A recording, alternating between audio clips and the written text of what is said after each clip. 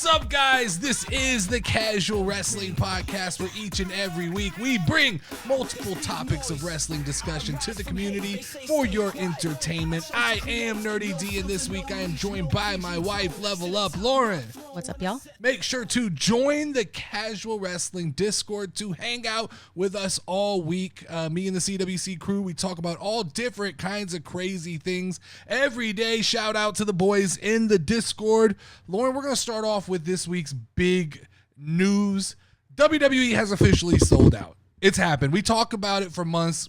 I've had numerous videos on this topic where I've been correct about this, but it's official. It's confirmed. WrestleMania 43 is now in Saudi Arabia.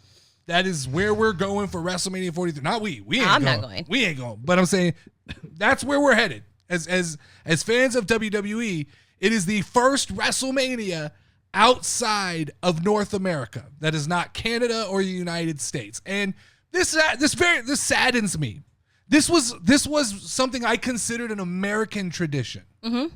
This was one thing we as Americans had that, like, we could hold on to and say WrestleMania is ours. You could have the Night of Champions. You could have the No Mercies. You could have the Royal Rumble. But WrestleMania was meant to be ours.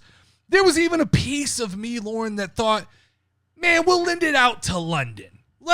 London could have one. That'd be a fun place to go for WrestleMania. Maybe even a Tokyo. I mean, if we're just keeping it to North America, why not Mexico City? Yeah. But we're going to Saudi Arabia. And why? Why, you ask, Lauren? It's money. It's an absurd, I've heard reports, it's upwards of $100 million that's being paid to WWE to host WrestleMania there. And I think WWE did everything in its power to sell Saudi Arabia on the idea that you don't need WrestleMania. Mm-hmm. We could create a second event, but they bullied the WWE and they bullied TKO, and ultimately they got what they want. Now, WWE is going to market this as this is global expansion. Yeah. But as fans, we're not fucking stupid. This is the ultimate, the final domino falling in what the IWC has been saying for a long time. WWE's a cash grab. That's what it is now. There is zero loyalty to fans. There is zero loyalty to creativity, to storyline, to the wrestlers. It just, to me, it is the ultimate. It is the final straw. I've seen a lot of people saying they're done. I don't blame you if you're done with WWE at this point, because this is the point where they drew a line in the sand and they finally, TKO finally said, this is about money, you guys. This is not about creating a product anymore that is consumable. This is literally, you guys are sheep, and whoever bids the most money, that's where we go. And I've seen the people who try to play devil's advocate that ask the question, well, is there any amount of money that makes, that you just can't say no to? Sure. I mean, $100 million is a lot of money. Yeah. But the problem is you lose a lot of that loyal fan base every time you make a decision. And this won't be the decision that ultimately hurts them, but it can be a series of bad decisions that opens a door. Don't get me wrong, WWE will never disappear. But you can begin to open the door for a Tony Khan who, through a few strategic business moves, can gain some market share. Now, let me tell you what scares me about Saudi Arabia. More than just, I hate the idea of losing a tradition, but here's the problem with Saudi Arabia, okay? It is the atmosphere shift for WWE. I don't drink, right? Mm-hmm. But when we've been to WrestleManias, it is a bar crawl for wrestling fans. There's no alcohol in Saudi Arabia. Well, the first thing that popped in my head was like, how many people who are not from there or in that area are actually going to be able to get in or get tickets? So we're going to get there. We're going to get to that. Right now, I want to touch on the atmosphere, the no bars, no beer gardens, no tailgating. Yeah. The vibe is going to be different. Agreed. The vibe's going to be very different. Here's another thing, okay? Okay. Saudi Arabia doesn't allow same-sex couples. There is a very big contingency of LGBT that are fans of WWE. And so can they safely attend this event? Or is WWE now, you're segmenting an audience of who can and can't come.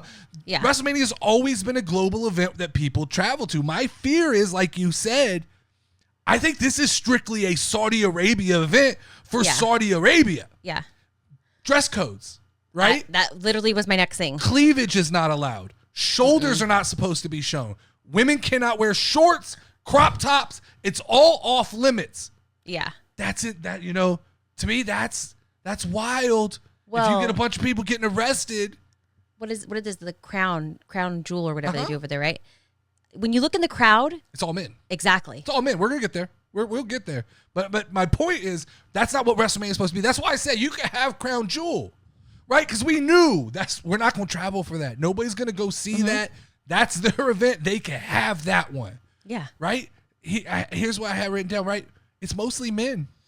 It's mostly men. And when you go to WrestleMania, there's a lot of women. There's a lot of families.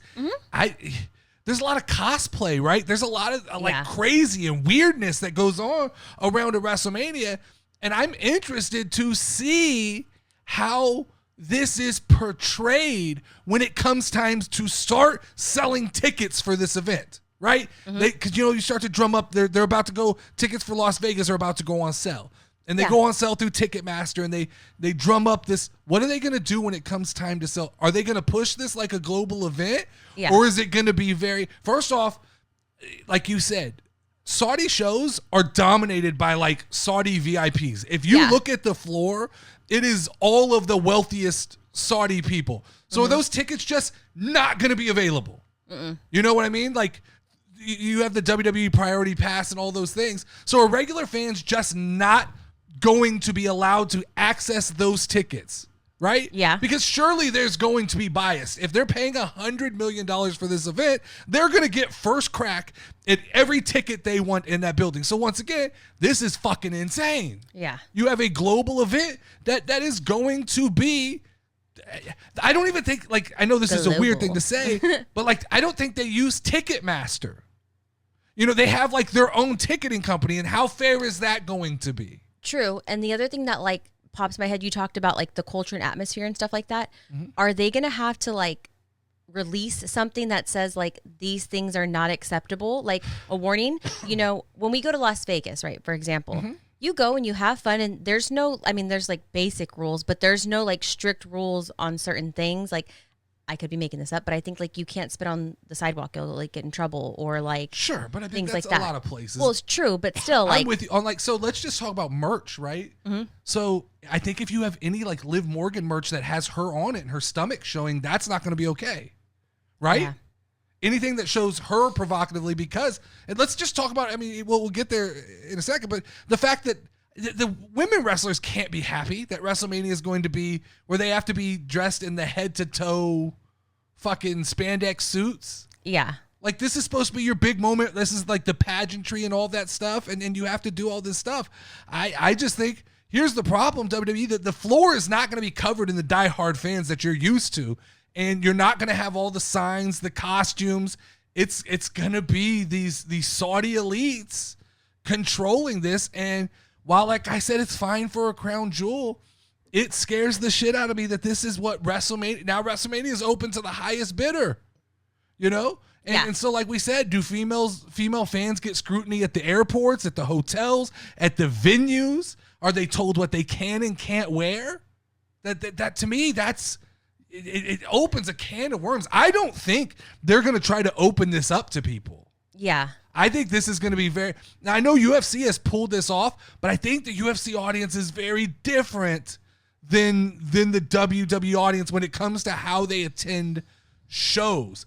The other problem I have is there's already the whispers, and we've known this for years. That is the creative control speculation that comes along with writing $100 million check, right? We've already had past Saudi shows where they want Goldberg, they get Goldberg. They want this guy, they get this guy. We're already hearing that they want Stone Cold, they want The Rock, they want all of these old guys, first off, is who they want, because their fandom is based on like the biggest superstars of the event. I don't know how comfortable I am with Saudi Arabia dictating the creative of the biggest wrestling event of the year. Like I said, when it's Crown Jewel, it's so different. It is, okay, we know what this is going to be. It's going to be a Goldberg or a Brock Lesnar or one of these, but to now look at WrestleMania and go, this is not going to be booked off the storylines. This is not going to be booked off merit. This is going to be booked off what Saudi Arabia wants to see. And even if WWE tries to deny this, which they will, right? They will try to say they have no influence. The minute that you start seeing the rumblings, and they're going to try and sell us on, here's what's going to be. Saudi Arabia is going to offer The Rock $1 billion, right? $1 bajillion to come back and fight either Roman Reigns, Cody Rhodes, or both of them. And WWE will bend the knee and try to figure out how to make that work. But creatively, to me, it's a little bit gross. Yeah. That, like, that's how we're going to get to WrestleMania that year. That's weird. No other city has ever had that level of power. Well, even the storylines, like, leading up to it have to be kind of weird and different, or, like, just fall off and not matter at all. And we'll pretend like that didn't happen. Or they're going to build an entire year around this, is what scares me. Oh, yeah. Is that they go, all right, we're going to build the entire year off the idea that they're going to pay for this. And if they change their minds, if they decide, if we end up with a card that's like Shawn Michaels, fucking Stone Cold, Undertaker, right? Because they're just handing, you get $1 million, and you get $1 million, and you get $1 million. And we end up with a card that is almost unrecognizable of younger talent. To me, that's a problem. That becomes a problem. Saudi Arabia is heavily about restriction, control, and image management. This is sports washing. People don't understand. Like, Saudi Arabia uses these big events to try to make the rest of the world look at them, even though there is some weird things that go on in Saudi Arabia. I don't care if people, that's offensive. You can't say that. Yeah, no. Like, it's true. It's just the truth. Mm-hmm. The fact that there are these weird laws and the same-sex marriage things and things like that, to me, that's weird. So, we'll see what happens. Look, I watch 90 Day Fiancé, and there's this one girl who literally, like, marries somebody from over there. She has done a complete 180, and, like, the way she talks, what she wears, all that stuff. So, like, as an American woman, like, I couldn't imagine. But that's to live there. Yeah. Right? She wants to live there. We're talking about people who are just going to be traveling in for an event. They don't want to live there. Nobody. I wouldn't know what to expect. And so, like, where's the rule book? There's zero chance I would go. I wouldn't go. No matter if I had unlimited funds, I would skip that WrestleMania. Mm-hmm. I'd go to London if I had the funds. I'd go to Tokyo if I had the funds. What's the time difference, Italy, too? I'm not. So that's the other thing. It's going to be, it'll be a weirdly timed show. WrestleMania will probably, for us, be either super early in the morning, or they'll do that weird thing where they space it to make it like middle of the afternoon. Yeah. But we'll see what happens when the unstoppable force of WrestleMania meets the immovable object, which is the Saudi Arabian culture. All right. All right, Lauren, let's get into a few headlines on what is worth watching out for right now. Mm-hmm. Fast forward to the good part. Stop, hit stop, don't rewind. Skip the noise, skip the breakdown. Yeah, get ready, it's showtime. All right, Lauren, I have 4 questions here I'm going to pose to you, and then we can talk about them a little bit. Starting with, we had AAA wrestling this past weekend. Yes. Okay. We have tomorrow NXT Homecoming. These are both 2 shows that are featuring a lot of our main roster Raw and SmackDown talent. The question I have right now is WWE spreading itself too thin with these 2 shows being high-level shows featuring a lot of the primary talent? Does this hurt Monday Night Raw and Friday Night SmackDown on a weekly basis? So first of all, that's a lot of freaking wrestling to watch. It is. And like, I already have like a 5-minute attention span. So how do I know which ones I'm supposed to watch? And does the story carry over? Like, I have so many different questions. And in my opinion, just short answer, yes. So they're doing 2 things to me. They're eliminating what I would call the middle casual fan. Mm-hmm. The hardcore of the hardcore can follow all this. They're going to watch the AAA. They're going to watch the NXT. They're going to watch Raw. They're going to watch SmackDown. They're going to watch the premium live event, like you said. Mm-hmm. That's a lot of wrestling to watch, and they're going to follow it. Then you have the ultimate ultra casual who doesn't care. They just turn on Monday Night Raw, and as long as Seth Rollins is there, they're fine. It is people like us, the middle of the road casual wrestling fan that is being hurt by this, because you look at AAA, right? It came on right after SmackDown. So SmackDown went off air, and SmackDown was fucking abysmal. It was terrible. And then we rolled into AAA, which I kept on and watched sparingly, and it was good. It was a good wrestling show. It bothers me that back in the day of Vince McMahon, never would the AAA show that WWE owns outshine SmackDown, your main roster, main product, right? Yeah. And it just looks like WWE is just willing to sacrifice, because of the name Monday Night Raw and the name Friday Night SmackDown, they're willing to sacrifice those shows in order. So like Monday Night Raw tonight started an hour early, was not a good Monday Night Raw, was definitely a tougher watch, very rinse and repeat, lots of the same things we've seen over and over. But tomorrow night is NXT Homecoming, and that's where we were going to get Tiffany Stratton and Stephanie Vaquer and Alexa Bliss and all of these old NXT stars, which I got no problem with, right? That's great for NXT. But at the expense of a bad Monday Night Raw, you go into a really good NXT show. I do think it hurts Monday Night Raw and Friday Night SmackDown, and it scares me because I do believe at this point, Triple H and TKO are resting on the idea Monday is just habit. We're just going to show up for Monday. We can make Netflix big. Make NXT big. We can buff it up. That'll get people watching. Now we can show that number high.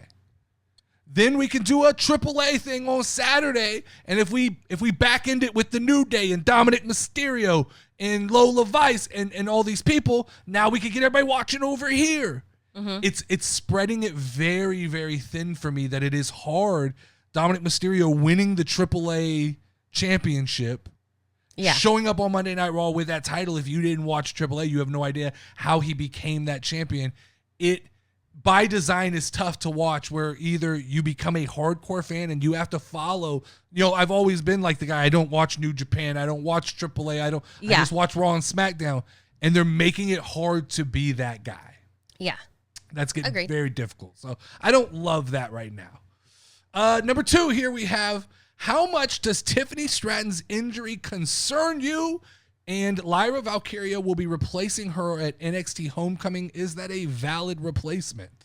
I've got a couple questions. Sure, go for it. Number 1, what happened to Tiffany Stratton? Because I haven't been able to watch. She did a moonsault off of the top rope. So I'm not gonna place blame, because I don't know enough about the X's and O's of wrestling to know what was supposed to happen. Mm-hmm. I'm going to assume she did a springboard off the top rope. Jade Cargill stepped out of the way, and she landed on ankles. Head hits the floor. Oh, okay. Hard. Oh, very hard. So there's nothing to break her fall. No, it looks. It's either concussion or ankles are messed up. It's one of the two. Now I don't know if Jade was supposed to step out of the way. Tiffany's supposed to catch herself. Yeah. Feels like a crazy thing to do, to jump off the top rope to the outside of the ring and try to land. Yeah. But that's what happened. Okay. 2. Sure. What is NXT Homecoming? So sounds cool so idea. familiar, but I don't understand what is it. It is a show where everybody who's been a part of NXT comes back for a night. So you have Alexa Bliss, you have Tiffany. They're just all on different matches. No, it's like a premium live event. It's just on a regular NXT night, but it's like big matches. The main event was going to be, I don't remember all their names, but 3 Fallon Henley and 2 other girls versus Tiffany Stratton. I think it might have been Rhea Ripley and did I say Stephanie Vaquer? And Tiffany Stratton's being replaced by Lyra Valkyria. Was Lyra Valkyria on NXT? Yeah. Oh yeah, she was a champion for a long time. I have another question. Go for it. So why was Raw an hour early today? Is that just a normal thing now? I believe they're trying to combat football. So Vince McMahon never did it. He always just ran up against Monday Night Football. But I think they're running from football. I think they think if they can get an hour ahead, they can get enough people watching that first hour before football starts. Yeah. That if you're interested, you'll stay with it. If not, at least they got you 1 hour that they can boast about those numbers being high. Because what they don't want is Netflix to start looking and going, these numbers don't look like what you promised, and that's always a problem when you're up against football. Yeah. So to me, that I think that's what that was. Okay. But so let's talk about Tiffany Stratton. Does the injury concern me? Only that SmackDown is already so fucking thin of talent that if you lose Tiffany Stratton, I don't know what you do because there's just not a lot going on Fridays. As far as Lyra Valkyria being a replacement, you know how I feel about Lyra Valkyria, but she's NXT gold. Like, they love her in NXT, so I think it's a fair replacement. I think, honestly, as far as NXT goes, she's more accomplished than Tiffany Stratton. Yeah. In NXT, so I don't think that hurts anything. I think that card is so padded out anyway that it'll be fine. Okay, cool. Third question I have here is, does CM Punk and AJ Lee need to win at WrestlePalooza in order to maintain CM Punk's credibility and to keep AJ Lee's momentum moving forward? Okay, so like I said, I've been a little busy. Yes. WrestlePalooza. Tell me a little about it. It's this Saturday. Okay. It is the next premium live event. It is, in my opinion, it is a play at trying. So here's what I think they're doing with this WrestlePalooza, right? Okay. WrestleMania, WrestlePalooza. Yeah. I think this thing was created in order. First off, I think this was what originally they proposed to Saudi Arabia. We're going to give you WrestlePalooza. We'll make it just like WrestleMania, exactly the same. You'll get a fanfare around it. We'll do 2 nights. We'll build it up to it'll be the same thing. I think Saudi Arabia said, fuck you, no.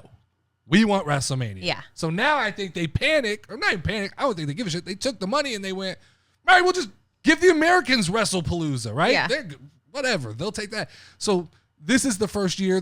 It's a pretty star-studded card they're putting together. I think it's going to grow into another WrestleMania. I think it's going to be a secondary, very large event like WrestleMania. For one, I don't understand why you don't try to do WrestleMania 2 times a year. Yeah. Right? Why is it 1 time a year in a sport where you can craft stories and have these big shows like that?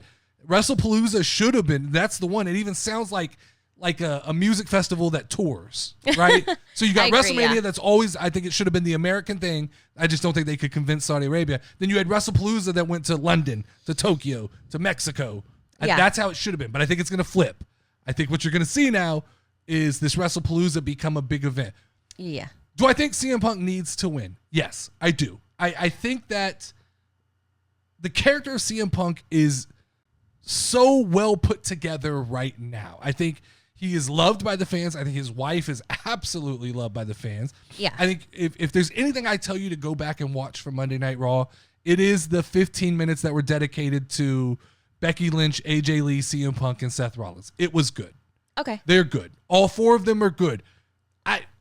They tell me that CM Punk and Seth Rollins hate each other, but their chemistry is becoming undeniable. They're good. And AJ Lee and Becky Lynch are absolutely fantastic. This is, to me, the only story in WWE I'm interested in, and it could be just because I've always liked Becky Lynch, and especially when she's in this version of Becky Lynch, always been a fan of CM Punk, always been a fan of AJ Lee, always had high respect, especially when Seth Rollins is a heel.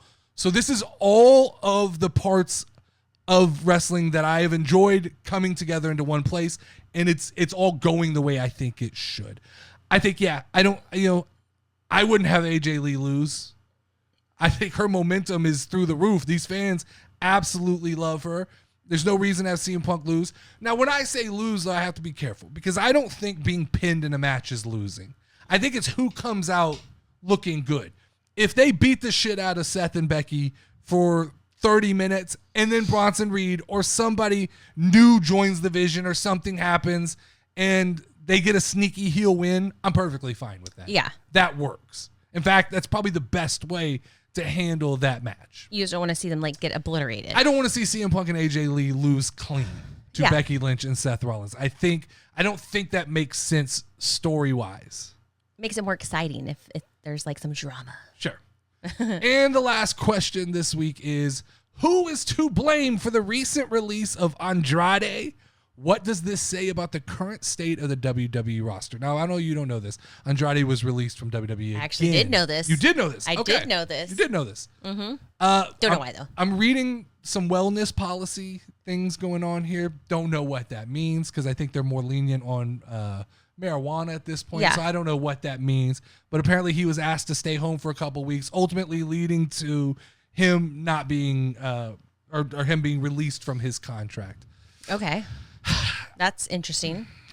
Let's start with the second part of this question. What does this say about the current WWE roster? I don't think it says anything, right? Because I've never believed that Andrade was this irreplaceable piece in WWE. I think he's an extremely good wrestler who, because he can't speak much English, lacks charisma in the American wrestling market. So I don't think losing Andrade, nobody's batting an eyelash, or eyelid, whatever, batting their eye. There's not gonna be a ripple effect off of this. True. Thing. This is just going to be business as usual.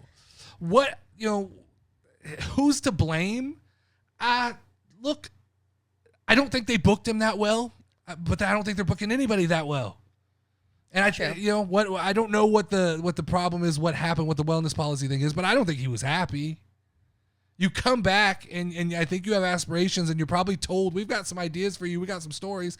You get thrown into a 7-match thing with Carmelo Hayes, who is also being booked like bullshit. If you look at SmackDown, the booking is abysmal right now. I mean, it's absolutely horrible.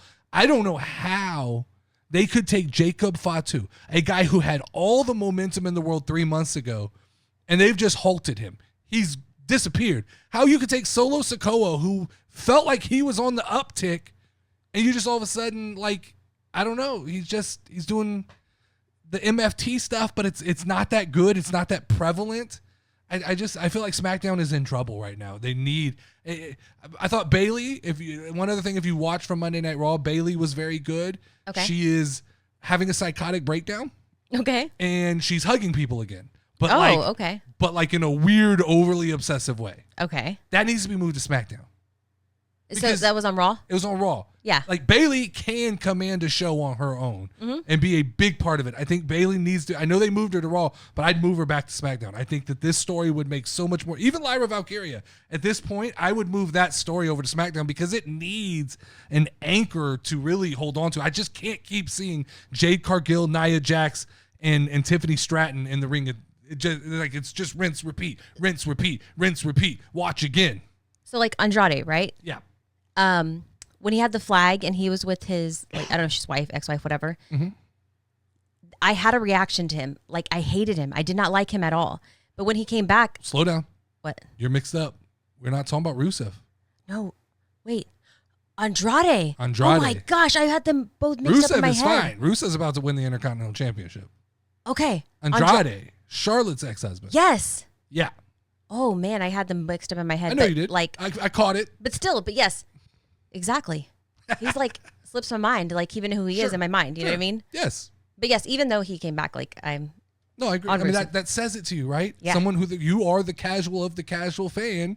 Yeah. And if you start getting names mixed up, it's not good. It's not good. No. I won't miss him, if that makes sense.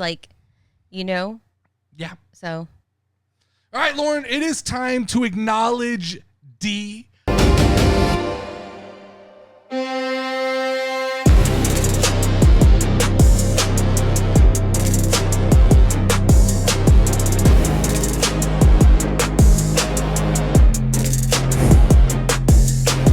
I'm going to drop some predictions here. My 5 hottest predictions. I'm going to put them on a scoreboard, and then each week we will take an opportunity to kind of go through them. We'll be given the opportunity to take one down and replace it if I feel like it's necessary, or if one of them comes true, we'll scratch it off and give me a point. So let's start off here with, I'm starting off the game with 2 points, okay? Okay. I said 2 weeks ago, before this was news, AJ Lee was not a one-off appearance. It is now being confirmed that her contract is a multi-year, multi-appearance deal. Oh, wow. Put a check mark next to that. Check. Acknowledge me, because I was correct on that. Number 2, my second point, I said Dominic Mysterio was going to be the new AAA champion. I called it 2 weeks ago. I said it again last week. He's champion.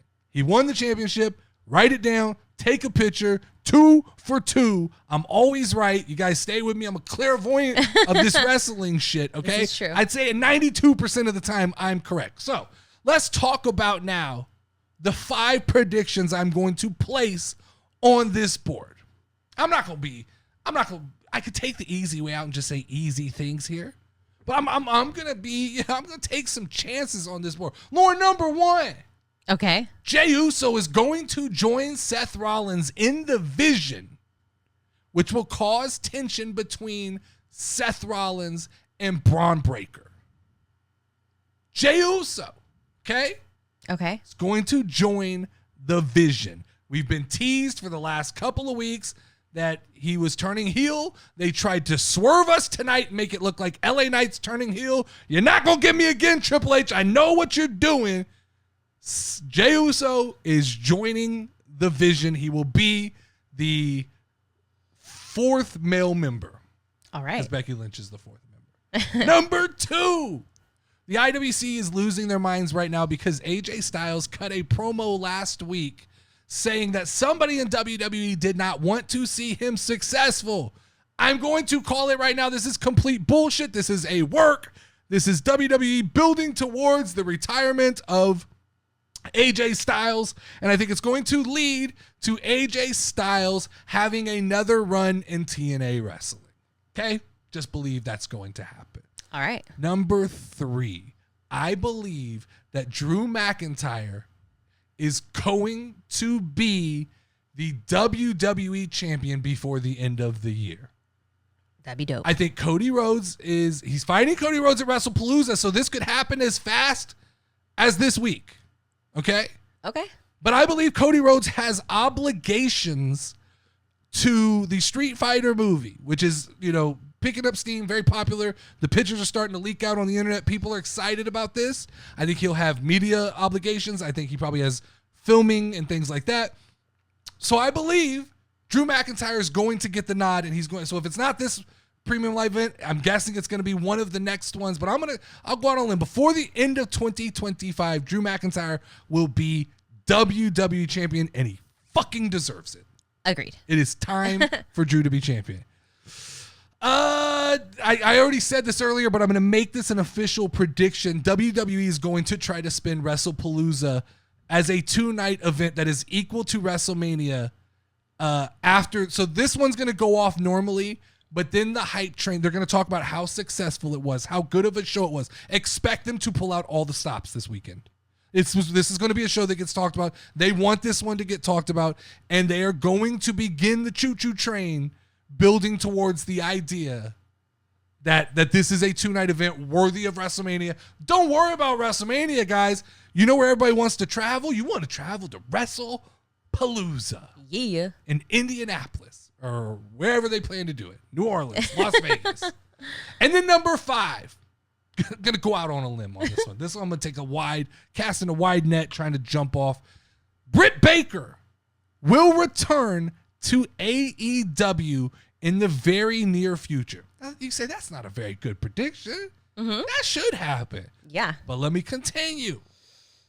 She will return to AEW where she will once again have a falling out with Tony Khan, resulting this time in her being let go from her AEW contract, and she will join NXT within the next 365 days. This is going to happen. So this is a long-term bet, but I believe Britt Baker will be in NXT within the next 365 days. All right. Book it. Acknowledge me. All right, Lauren, I got a list for you. Okay. You just made the list.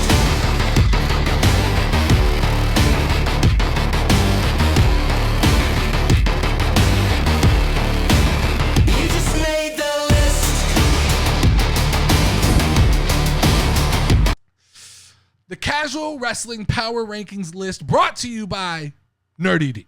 All right. Today's list, the top 10 inanimate objects from WWE all time. Okay. Inanimate objects. All right. That have made an impact on me in professional wrestling. All right. Starting with number 10, Jeff Jarrett's guitar. Jeff Jarrett.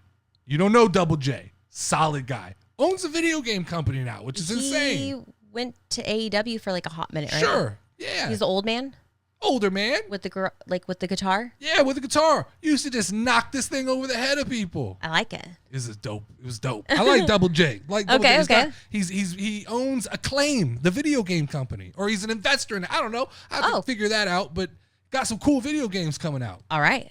Check it out. Number 9. Uh-huh. The New Day's trombone.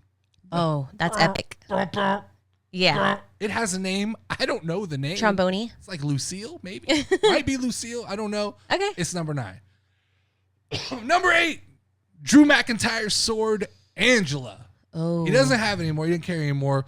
I always thought it was a little dangerous carrying around the sword, swinging it around on people. Actually cut the That's ropes okay. off at WrestleMania one year. That was cool. Probably a safety hazard. Probably best he doesn't carry it. But when he was carrying it, it was awesome. Yeah. Number 7. Triple H's sledgehammer. So there was a hot run here where Triple H was pulling out a sledgehammer and just wailing on people with a damn a real ass sledgehammer. Like a metal one? Sledgehammer was just used it on the Undertaker way too many times. Like he actually hit him with it? So he did a little trick where he'd hold the top and hit him, but it was, it That's still looked gotta hurt good. a little bit, you Still know? looked good. Yeah. Definitely looked All right. good. Cool. Number 6. Jericho's list. The list. The list. The list is classic, man. Yeah. You just made the list. Yeah. That was great. I like Jericho's it. list. For sure. Number 5. Mr. Sacco. Do you remember Mr. Sacco? I only know about Mr. Sacco because I saw that I forgot his name. But he loves Mankind. Christmas. Mick Foley. And then he talked about Sacco. Sure. That's yes. how I know Sacco. So this was one of the nastiest things in the world. So he kept this sock in his underwear. Okay. And then at the end of a match, he would pull it out, put it on his hand, had to smell like straight ass. Yeah. And he's sticking in people's mouths. Ooh, no. Yeah. I did not know that's what Sacco was. That's I what just Mr. thought he was Sacco like a puppet that talked to people or something. No, it was his finishing move. So he used to do the mandible Ew. claw, which was just, Britt Baker kind of does it. Yeah. Sticks your fingers in their mouth. Mm-hmm. Then he put the sock on from his dirty underwear, and it got real gross. Oh, no. Real gross. No. That is gross. Number 4, Undertaker's urn. Classic. Could be number 1, but I chose to go number 4 just because I think the top 3 are better. Is that like what he like carried out or something? Or? So it was the source of his power. Okay. And his manager used to carry it around and would talk to it and stuff. So it was dope. All right, It was I like it. Undertaker's urn. Number 3, Saturn's Moppy. So I watched a whole 10-minute documentary on this just to Okay. refresh myself. Okay. So Saturn was a wrestler. He came out, kind of beat the shit out of an enhancement talent, a jobber. Mm-hmm. Vince McMahon got pissed. So Vince McMahon punished him with a gimmick that he would fall in love with a mop. Okay. And he sold it. He got it over against probably everybody. He was in love with this mop. He actually was at the time he had a manager who was like his girlfriend type story. And he started cheating on her with the mop. Okay. And they would catch him talking to the mop. And I'm going to have to go look this up because I you have got no to. idea what that is. But then ultimately it leads to them sending the mop through a wood chipper and he loses his shit and he goes crazy. Oh, no. So that's Saturn's Moppy. Okay. Number 2, this is to me the superior Mr. Sacco because it wasn't in the underwear. This is Santino the Cobra. What's the Cobra? So the Cobra, like Mr. Sacco, he would pull it out of his chest and it was like a sock that would go on, but it was a snake. Yeah. And he would hit his arm and turn it and the snake would strike people. But sometimes he would lose control. And the of snake Mr. would take Sacco. over? Very reminiscent if you've seen Mr. Iguana. I like Mr. Iguana. Very similar, but the Cobra is the OG. All right. And I'm then going to have number to look 1, up that too. Number 1, you'll appreciate this. Mick Foley, during the Attitude Era, Al Snow was going through a rough patch. Guy Al Snow, fun wrestler. He brought him a mannequin head. Okay. And he told him, I'm going to give you head. And so Al Snow was like, this is the greatest gift you could ever give me. You're going to give me head. Yeah. I was a kid. I had Yeah. no fucking clue that this You was know what what it this was? meant. You're like, okay, cool. I just saw mannequin head and thought this was great. Yeah. My parents had to be mortified Like, oh when my I'm like, God. yeah. So this became a thing. He would bring head with him everywhere and talk to it. And he would come out and he would shake it and people would go, head, head, head, head, head, head. Like it was a whole thing. Oh my gosh, that's It crazy. was fucking great. So that's number 1. All right. Top 10. Jeff I Jarrett's learned- guitar, Lots of things today. the trombone, Angela the sword, Triple H's Sledgehammer, Chris Jericho's List, Mr. Sacco, Undertaker's Urn, Saturn's Moppy, Santino's Cobra, and Al Snow's Head. I like it. That's the only correct list that matters, but if you for some reason have a different opinion, drop your list in the comments section of this video so I can check out your list. All right, it's time for a What If. What if the rules don't matter? What if the world turns upside down? What if the fight goes further? Anything's possible right here, right now.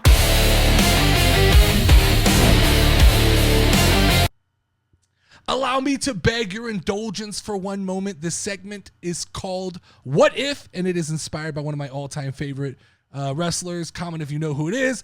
I am the intellectual savior of the casual wrestling fans, the savant of pro wrestling, and it is my duty to help the casual wrestling fans engage in the most philosophical questions about WWE, all while educating the ignoramus known as the IWC. Lauren, if you don't know what that's from, you better go look it up. That's my favorite wrestler of all time. That's Okay. how he talked. We'll see who gets that. All right, so this week I'm going to educate the IWC on this following philosophical question, and that is, have I attended the last WWE live show I will ever go to in my entire life? Oh. Saturday, January 25th, 2025, me and Lauren attended Saturday night's main event in San Antonio, Texas. And there is a large chance that that is the last WWE event I go to in my lifetime. And it's a little sad, but it's just to a point. $300 to $500 a ticket is something that I cannot justify for what I call subpar entertainment. It's not what it used to be. You go to a Raw, you go to a SmackDown, you get a Monday Night Raw like you saw tonight, and I paid $300. That's insane. With two kids who now want to go to these shows, you're talking about dropping $1,000 to go to one of these WWE shows. And In your own city. They just are not that, what? Like in our own city. So Sure, it's like we're going on there's no vacation or traveling, something. Yeah. $300 to $500 a ticket for four. And here's the insane thing, Lauren. One of the board members of TKO came out this week and made an announcement, said they're not done figuring out how to maximize the profits off of WWE events, that UFC has figured out how to maximize and make ultimate profits Yeah. off of ticket sales, that they are not done trying to maximize and figure out how to milk this thing for everything it can get. And here's where I think it gets interesting. Vince McMahon never wanted to do this. And we have villainized Vince McMahon. We have turned him into the big bad boogeyman. And he did some weird shit, no doubt. He did some bad things. A lot of people do bad things. Guarantee if you dug into the TKO people, you find some weird shit as well. But here's the problem, man. There was one thing Vince McMahon always did, and he kept ticket prices affordable for families on purpose because he understood The that demographic. WWE was a traveling circus. Yeah. And the circus is always affordable. And it scares me today when I hear TKO employees saying we got to maximize profits. It scares me today that Triple H is now referring to WWE as a movie. Oh, That's scary to me. He came out and said, look, we don't have to keep the kayfabe when the show goes off because fans understand this is a movie. Vince McMahon would have he would have killed himself if he heard somebody in his company say, because he believed you had to keep the mystique of the circus, right? The secrets of the circus have to stay safe, because once you see behind the curtain, a lot of that magic goes away. And I think it's starting to happen. And you start to see they maximize these profits. The crowds are going to change. You sell out to Saudi Arabia. It doesn't look good long-term for the idea that WWE is a luxury brand in the sense that, like, it is not something I have to have. Yeah. I don't have to go. I can watch it on TV. I'm fine. True. I don't need to go to. I don't need to spend $500. And anyway, if you want to go spend $1,000 to go see WWE, more power to you. I caution some of these shows, they just aren't that great. And like, you know, When I'm more excited about the commentary than just sitting there, we have a problem. so look, I said this the other day. I said I think this makes me. People say you're not a casual fan, but I think this makes me the ultimate casual fan. The last couple of Monday Night Raws and Friday Night SmackDowns, I have fast forwarded through the wrestling. the actual wrestling. And I stop it when there's like a promo or I stop it when there's a backstage video. And those are the most interesting things. But those, what the fuck do I want to go sit live and watch the little screen they have? I mean, look, like tonight, there was no stage. So all of the like used to, I could sell people on the idea of like, there's fireworks, there's these big lights, there's lasers. That was all gone. It was it was just a little screen. It was like, you know, sometimes when they do the premium live events. Yeah, and it's just like that just little a entrance screen thing. with the little things. And I get it. You're in Massachusetts, which is where John Cena's went to college. So you're making a bit, you're selling every seat you have. But once again, it's about money. Yeah. It's all about, it always boils down to the dollar. If we can sell 100 more tickets, let's take all of what makes WWE fun. Let's just take it out of the building. And it takes away from the actual experience of going. Sure, Like, that's what I mean. You know what I'm saying? So I used to sell people on you're a wrestling fan? Yeah. It's not just because of what happens in the ring. In fact, I'd say I'm not a fan of wrestling. Mm-hmm. I'm a fan of storytelling and of the spectacle of the event. When they had that giant video wall, I used to tell people, like, it's insane. Just to go see the entrances is insane, right? They have lasers, they have fireworks, they have music. Like they're starting to pull some of that stuff out. We don't need it. People but still the ticket like prices it. are going up, and I think they're just banking on this idea that like it's Monday Night Raw. People will show up. I don't think that lasts forever. I'll tell you what's fucking insane to me. Seats at WrestleMania Row 2 are $37,000 a ticket. That's like a car. If you buy two of them, it's a house in a lot of places. That is ridiculous. And I understand if you've got the money, all power to you, bro. spend the money. Yeah. But understand, WWE TKO, your real fans will never get to experience that. And if you don't give a shit, then it does start to lend me to looking at AEW and going, I get it. Well, I may not love the in-ring product, but I understand that at least Tony Khan, the community that it builds. They're coming to the Tech Center. Oh, really? AEW is. Oh. And I really looking into tickets because it's wrestling. Yeah. They put on a good product. I talk shit but let me help you out. If fucking $48 a ticket, I will have a lot more leniency on you, Tony Khan. Yeah. Than when WWE's charging $500 a ticket. We do have to look at these two companies differently. More so now than ever because TKO is driving a wedge into this. And I saw a couple content creators who say, I'm done with WWE. Mm-hmm. I'm not done because I can shit on them ultimately forever if I need to. Yeah. But I will say, there's a part of me that goes, I need to take a second look at AEW. I need to watch a couple episodes and see. Maybe it's not my favorite, but it's a lot more affordable to be a fan of AEW. They make it like the people's wrestling. So I said this the other day. If Tony Khan was smart, you lay in to this idea that we are the people's wrestling. We are affordable. Start saying it. Fuck it, right? Your tickets are low because you can't sell them. Yeah. I'd start saying, no, they're $15 because I want everybody to be able to come, right? I'm doing these smaller venues because I don't want one bad seat in the house. Yeah. I would move an event right now to, they pulled WrestleMania out of New Orleans. I'd put an event in New Orleans the same time as WrestleMania and go, I'm sorry they did that to you. Here you go. We're going to put together a hell of an event. Yeah. It's a hard sell, man. $37,000. I know WrestleMania has always been expensive, but I used to could get tickets, 12, 15 rows up for $500 or $600. Yeah. Now that's what you get for a bad Monday Night Raw ticket. That's insane. I understand inflation and shit like that. That's not lost on me. But this is not inflation. This is a new pricing structure by TKO where they do want to maximize this, but I'm going to warn you, WWE, because I've seen this. I'm an ex-basketball player. I followed the NBA. The NBA did this. And when you go to an NBA game and the first 15 rows are just drunk rich people who have no clue what's going on the court and they're yelling racist shit and they're just idiot D-bags, that's what you start getting. Yeah. You get people who just won't be disruptive. They're rich and entitled. It happens. Yeah, and if they've paid that much money, they feel like they're owed something. Oh, yeah, there's an entitlement. So why not? I mean, I would be pissed if I paid that much money and you're like, I can't do something. Sure, those first rows should be littered with kids. They should be littered with kids. And now we're, like we said, WrestleMania 43, we're going to have to look at a bunch of grown-ass Saudi men standing around the fucking ring. I don't love it. All right, let's end this show off with the segment Snack Down. Running late. 1, 2, 3, 4, ready for snack down. 5, 6, 7, 8, better make it taste great. 1, 2, 3, 4, man, I'm hungry, get more. 5, 6, 7, 8, snack man, running late. Snack down. Snack down.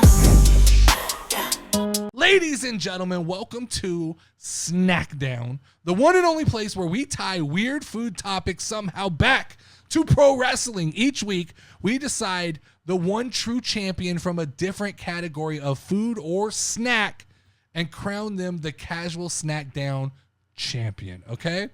So it's actually, I kind of lied there. It's over a course of 4 weeks that we crown a champion. Okay. It's three weeks, and then we have a premium live event where we crown the champion. The first event, Burger Mania. Burger Mania. Okay. I have 2 matches for you tonight, Lauren. All right. Match number 1. The Whopper versus the Big Mac. Okay. The superior hamburger. Okay. State your case for me. Okay. So I've actually had a Big Mac and a Whopper. Okay. I hope so. I have too. I have. I'm not going to put something on a list if I haven't eaten it. I personally love just a cheeseburger from McDonald's with extra onions, pickles. Love it. Okay. Right? So let me lay some ground rules. Okay. For me, everything's without pickles. I love Because if you have pickles on a burger, I think they all taste the same. pickles and onions. That's an argument for me. Yeah. All right. Number 2, I took what was the signature hamburger from each establishment. Yeah. Well, I'm for getting this there. list. Yeah. So I'm just making it clear to you, you cannot use, because I think we will eventually do the value burger Yeah. at each place. So I'm just trying to preface before you get too deep. When- It is a Big Mac. Because I know your signature goal is you get the cheeseburger, And the has regular Mac one, sauce. and you put the Big Mac sauce on it. Yeah. All right. Continue. So I love the Mac sauce, right? Yes. Don't like the meat and I don't like the bun Okay. from a Big Mac. I think it tastes like cardboard. Okay. Right? Now I go over to, what is that? Burger King? Whopper? Okay. Yeah. Yeah. Whopper? Yeah. A Whopper has soft bread. It's got those little, like, they're not nuts. Sesame but, seeds. yeah, right? there we go. Sesame seeds. Yeah. The meat is juicy. It's good. Yeah. I think that a Whopper wins hands down. So you're putting your I'm letting you know my vote ultimately is the only vote that matters. But I highly take in your opinion. All right. I highly value your opinion. Thank you. I appreciate that. So it will weigh heavily on me Thank you. if I go against it. Let's start with the Big Mac. Let's start with the talking points of the Big Mac, right? Iconic, probably the most famous hamburger in the world, you'd say? Right? Yeah. Everybody knows what a Big Mac is. Yeah. I'm going to have to go with you. It's that third bun that's bullshit, though. Why whose idea was it that a hamburger needed more bread? I don't know. I feel like it takes all the taste I'm away, with too. you on that. I did not have a Big Mac until maybe last year in my life because I, like you, We tried it, I think, together Yes, at the same time. Sure, I liked the dollar hamburger or the Yeah. whatever. Not, I'm calling it dollar, but the value burger, right? Yeah. And we will have a tournament for that eventually. Cheeseburger. But yeah, the Big Mac I had for the first time, I was like, why does this have another piece of bread? This seems ultimately irresponsible. Who the fuck put this in here? Exactly. Okay. I will say, if you're a fan of special sauce, it probably adds to it. I'm not a special sauce guy. I don't like special sauces. I don't like sauces where you cram a bunch of ingredients in and then everybody tries to play the game of figuring out what's in it. Because it's usually pickles, mayonnaise, and some other bullshit. Yeah. Okay? Yeah. 2 things I don't eat, pickles and mayonnaise. So secret sauce is bullshit. I'm not a fan of Big Mac sauce, okay? And then the patties, to me, there's just like the meat to bread ratio, it doesn't work on a Big Mac. Yeah. I agree. So the meat, and I don't want a ton of meat, but I feel like you'd have to really increase the meat to counter the amount of bread. So then let's talk about Burger King, right? Talking points for Burger King here are flame grilled patty with a smoky char flavor, right? Come Yeah. on, you can't beat that. You see where I'm going already. That's obvious, right? Classic lettuce, tomato, onion, no pickles, ketchup, right? It's good. It's got everything that needs to be there. They're not adding any bullshit sauce on that thing. Yeah. Right? It's bigger, it's meatier. It's just more of a hamburger that we know. It's an actual burger. It's not a gimmick. The Big Mac is a gimmick, right? I mean, I don't think I've ever had a quarter pounder, but I think a quarter pounder would probably be better than a Big Mac. But Big Mac is the signature burger. So I'm going round one, match one. The Big Mac may be the flashy icon, but when it comes down to just the pure fundamentals of a hamburger, the Whopper flames it, man. The Whopper just flames. He burns the Big Mac. Flaming good. Match number 2. Okay. Wendy's. Dave Single. Okay? That's apparently, I wanted to put the Baconator, right? That's what Wendy's has, the Baconator? Yeah. It, on every website, lists the Dave Single as the signature burger for Wendy's. Okay. That is just a standard. Like their standard burger, right? Standard burger, okay? Okay. Versus the Culver's Butter Burger. Oh. Talk me through this, Lauren. Talk me through it. So, I love me some Wendy's. I'm a fan of Wendy's, okay? Yes. Fresh, never frozen beef, you know? That is the slogan. Doesn't always taste like it. True. Sometimes it's a hit or miss with Wendy's, right? You can go to some Wendy's and they're clean. Some Wendy's and the floor's sticky. It smells a little weird in there. Say about 97% of them are sticky. The soda machines don't work. And Very that true. is reflected in the taste of the meat. Agree. Okay? It's like wine with cheese, right? Exactly. You got to pair your burger with good soda. Exactly. We are lucky enough to have a Culver's here. Culver's. Lots of people have Culver's. I think we have the least. I'm just excited to have one here. I am 'cause too. It's Thankful. clean, Yeah. right? The meat, you can smell the goodness when you go in. The freaking No, bun. just by the way, you're killing it right now. I Delicious. just want to let you know. What? You're killing it. Like, this It's is great. okay, Great. okay. This is great So, explanation. the bun is delicious. You know, Okay. I'm a food deconstructor. Yes, yes. Like I can't eat the burger This is true. together because This is I true. the bun's so delicious. You sample food in a very know? odd way. You eat things individually. And then when I'm real hungry, then I'll eat it like a normal person. But like, the bun's good. I actually don't like pickles there though. I just like ketchup and cheese there because the bun is so good. But that should say something. You know, You know why you're putting pickles on a burger? to cover it up. It's a bad burger. You want to Exactly. taste pickles. Exactly. All right, so let me talk you Delicious. through Wendy's here. All right. You nailed it right off. Fresh, never frozen. That's the tagline. That doesn't always translate. Sometimes they taste like greasy pieces of frozen shit. Like there are times. I agree with you. You could get a good Wendy's burger, and if you've got a good Wendy's, boy, you better cherish that thing. You better cherish that thing. Yeah, pray to the fast food gods that thing does not close down because we don't. We got about 3 or 4 Wendy's around us, and they're all bullshit. They're all sticky. They are gross. They have some of the meanest employees you'll ever see. Like you said, the soda machines, they have those freestyle machines that have like 140 options. Yeah. And it never fails that like the only thing it has is mellow yellow. Yes. That's it. That's all you can get And their out of this signature machine. drink is never there. Never there. So, square patties, that's marketing bullshit. That's marketing bullshit. Like, who are you trying to fool? They're saving money. It doesn't change the flavor. It doesn't change the quality. It's just bullshit. How are you saving money? You just have a square cookie cutter. It doesn't like fill up the McDonald's, whole bread. It I don't doesn't know. taking that hard to fucking do the meat thing in a round. Yeah, I don't thing know. like that. And I'll say Wendy's bun is on Trash. the lower end of hamburger buns. It does nothing special. Where the Whopper, you said the sesame seeds, like, and it's soft usually. The Wendy's bun does it no favors. Now that I come to think of it, I actually eat a Wendy's burger as one. I'd never deconstruct that shit. Because you don't want to know what lies under that bread. So then let's talk through a Culver's butter burger, right? First off, butter gives it that warm, rich bread flavor that sets. That's why you're deconstructing it, is because it's not a hamburger bun. It's a Golden Corral roll. Yeah. Right? It is a Texas sure. Roadhouse roll that is housing this piece of seared, juicy, real beef is what it tastes like, right? It has a char. It has a taste. It feels like a burger that has been cooked, not just thrown together. No. Wendy's, to me, feels like whoever was making the burger was angry. Like they Yeah. have slammed the cheese on there as hard as they can. The lettuce, the tomato looks sad. It might have dropped on the ground, you know. Could have, very possibly. Just When you go Wiped to it a off. Culver's, it feels like there's an artist in the back who is constructing it. Little pinch of salt to just, like that, little pepper. They're searing the bird. I feel fancy when I Hitting go it on there. both sides. It's never too much meat. True. It's never too much meat. I get a single. Me too. Get a single, and it's cheap. Yes. It's not gonna talk about, but that doesn't play into this. But it is cheap. Here's what I'll say about a Culver's. I think it's a little bit of a cheat code. Okay. It is the least fast food feeling fast food restaurant that I've been in a long time.